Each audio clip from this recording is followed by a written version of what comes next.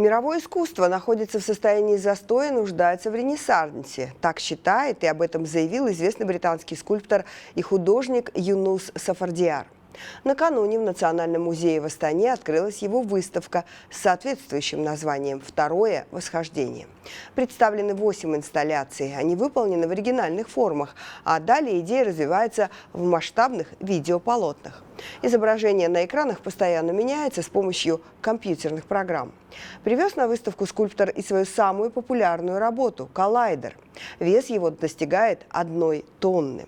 А перед открытием экспозиции Юнус Сафардиар соорудил 2 инсталляции в виде механизма часов из воска.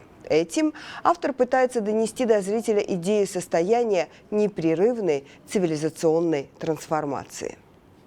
Одни сделаны 20 лет назад, некоторые вот это вот мы прямо здесь сделали.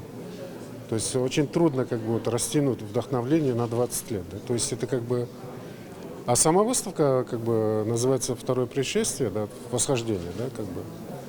Ну это вот типа второго ренессанса. Возрождение когда происходит? Когда идет упадок.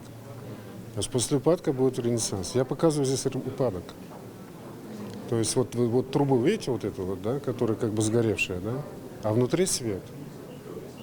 Вот вся работа вот в внутреннем свете, не о трубе, которая сгорела.